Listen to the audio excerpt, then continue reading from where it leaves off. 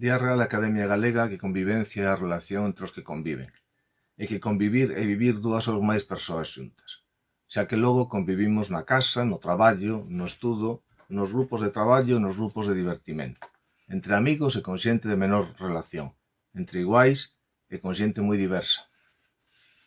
Convivir é levantarse e comezar o día vendo a outra xente, estando con ela, compartindo e asumindo que se estamos no mesmo espazo porque temos o mesmo dereito a ocupalo. Convivir é sinxelamente utilizar a nosa faceta social da mellor das maneiras posíveis, para o ben das demais e para o ben propio, que ven sendo o mesmo, non vos parece? Pero na escola a convivencia colle outro matiz. Por suposto que significa vivir coa comunidade escolar, pero tamén é algo máis concreto. No ámbito escolar, convivencia é tamén ser consciente dos dereitos e deberes de cada parte da comunidade, e colle forza real ao se converter nunha serie de normas, documentos e formalidades que hai que observar e desenvolver precisamente para que a vida en común sexa máis amável, máis respetuosa e máis atenta ás demais. Convivir na escola é traballar por todos os ideais que defendemos, pola igualdade de dereitos e oportunidades entre homes e mulleres, pola non discriminación, polo respecto á diversidade, pola xestión positiva dos conflitos e pola prevención e tratamento do acoso escolar e da violencia de xénero. Pero non porque digamos aquí agora nós, senón porque eses son os principios que rexen a vida en común ao nivel máis alto. O que se organice dentro dun centro escolar ten que estar en consonancia coa Constitución, co Estatuto de Autonomía de Galicia e coa normativa educativa nacional e internacional. Trátase, a fin de contas, de vivir dentro da escola cos mesmos valores cos que todas decidimos e queremos vivir fora dela e aprender fondamente a respetalos. O que non é convivencia é un código de faltas e sancións. Non podemos permitir que se identifique unha estrategia de vida compartida cun catálogo de prohibicións e multas, porque iso suporía un paso atrás nesa vida en común. Como sociedade, conseguimos chegar a entender que tamén os dereitos e as boas intencións hai que poñelos por escrito para poder lelos e aprecialos, e por iso dotámonos dun concepto tan complexo e desenvolvido como da normativa da convivencia. Agora compre participar dese deseño e colaborar activamente na elaboración dunha convivencia formal e regulada, mais con coidado. Non esquezamos que a utilización das normas só colle dentro dun contexto de cariño e recoñecemento mutuo. Só é posible dentro do respecto de e para todos os colectivos que formamos a comunidade educativa. Porque temos que ter moi claro que convivir é participar co resto da xente no lugar común no que nos toca vivir, que é de todas e no que absolutamente todas temos que estar.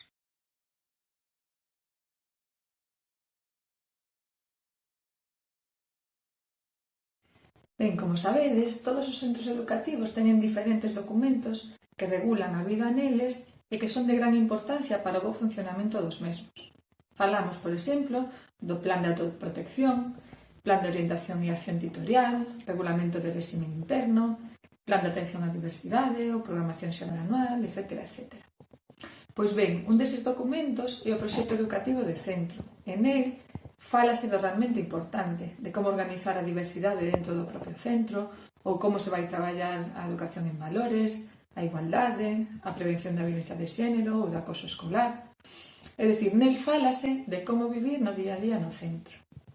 E aquí, dentro deste documento, donde atopamos o plan de convivencia.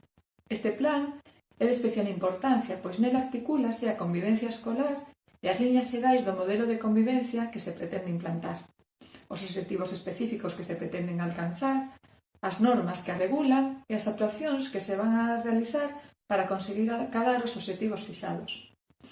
Este plan non ven imposto, senón que se elabora dentro do propio centro e ten que estar feito con maior consenso e participación posible de toda a comunidade educativa.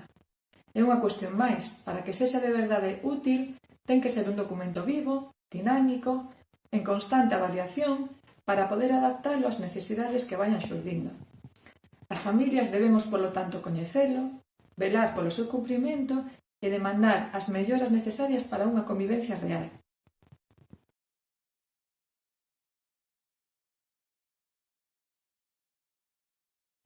Que documento recolle o plan de convivencia?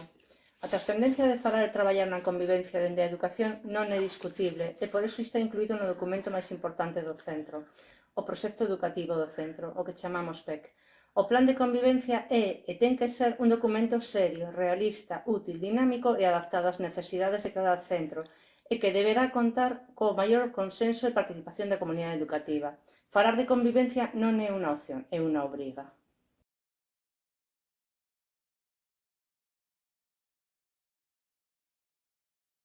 Convivencia será elaborado pola Comisión de Convivencia.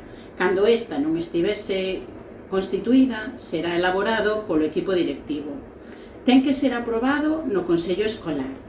Ao rematar cada curso escolar, esta Comisión de Convivencia debe elaborar a correspondente memoria do Plan de Convivencia do centro, de acordo cos datos e coas conclusións extraídas no proceso de seguimento e avaliación e coas propostas de mellora que se consideren necesarias. O Consello Escolar, en pleno, por proposta da súa Comisión de Convivencia, aprobará a memoria do Plan de Convivencia, elaborada por esta.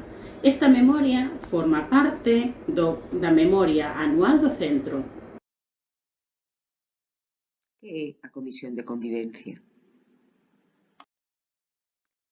A Comisión de Convivencia é unha comisión delegada do Consello Escolar, é dicir, unha comisión escollida polo Consello Escolar que depende del e que asume funcións propias do Consello Escolar, pero que para maior eficacia delegan esta comisión.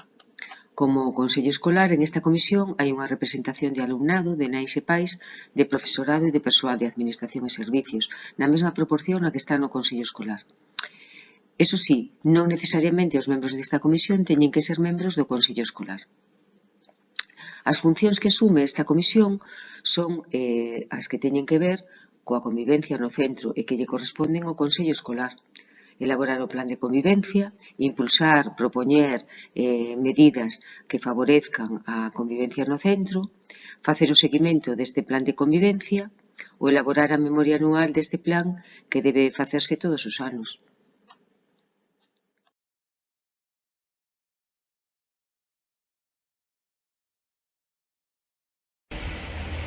Debe recoller a importancia do plan de convivencia en si mesmo, as necesidades detectadas no centro en relación coa convivencia, os obxectivos que se deben recoller nel para darlles resposta ás persoas responsables da súa elaboración, dinamizadores e participantes, as características do centro desde o punto de vista da convivencia, sociais, culturais, físicas, apertura ao contorno, recursos, aspectos relevantes sobre os principais conflitos ou alteracións da convivencia no centro, como poden ser causas, implicados, incidencia na vida no centro, estrategias de actuación ante estes, implicación na súa xestión e resolución, protocolos de actuación ante alteracións da convivencia, posibilidade de existencia dunha aula de convivencia inclusiva, relacións entre os membros da comunidade educativa e colaboración na elaboración do plan de convivencia, posibilidade de creación dunha escola de nais e pais, actuacións e ou experiencias favorables á convivencia no centro e outras posibles iniciativas de mellora, como lugares, os tempos responsables, coordinacións, recursos, a Comisión de Convivencia, composición, funcións, constitución, actividades, dinamización, infraestructura e recursos, periodicidade das reunións, actuacións e responsabilidades. Relación do plan de convivencia con outros documentos e difusión, seguimento, avaliación e mellora do plan. É obrigatoria a difusión do plan de convivencia?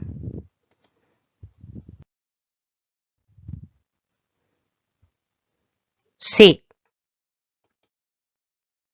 O plan de convivencia, unha vez que é aprobado en Consello Escolar, tanto o equipo directivo como a AMPA teñen o dereito e o deber de darlle difusión. Para que toda a comunidade educativa coñeza a existencia do plan de convivencia, o equipo directivo usará todas as canles posíbeis, tabueiro de anuncios, páxina web, claustro de profesorado. Estes, a súa vez, deberían transmitilo e dalo a coñecer ao alumnado o mesmo que se fai co resto de normas do centro. Do mesmo xeito, a AMPA tamén debe dalo a coñecer polas canles de comunicación que empregue coas asociadas, tabuleiro de anuncios, páxina web, blog ou correo electrónico. De tal xeito, é obriga por parte de todas dar a coñecer o plan de convivencia á comunidade educativa.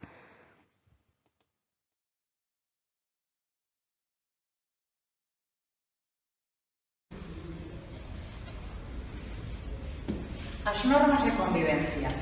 Normas de convivencia axudan a regular comportamentos e describen con precisión as accións que deben de poñerse en práctica, así como as correccións polo seu incumprimento. Deben difundirse entre o profesorado, o alumnado e as familias. É necesaria a súa revisión periódica para que sexan relevantes e útiles e poden concretarse para cada aula.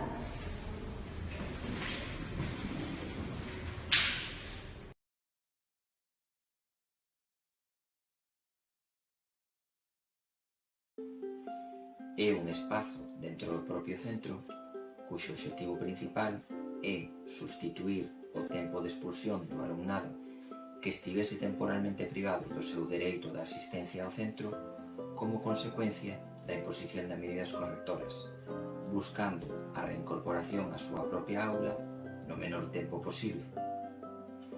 En relación á hora de convivencia, o plan de convivencia deberá incluir criterios e condicións para a atención do alumnado na aula, profesorado que atenderá educativamente a aula de convivencia inclusiva, programación das actuacións do Departamento de Orientación en relación ao alumnado derivado a esta aula, horario, localización, instalacións e material didáctico co que conta a aula para o seu correcto funcionamento.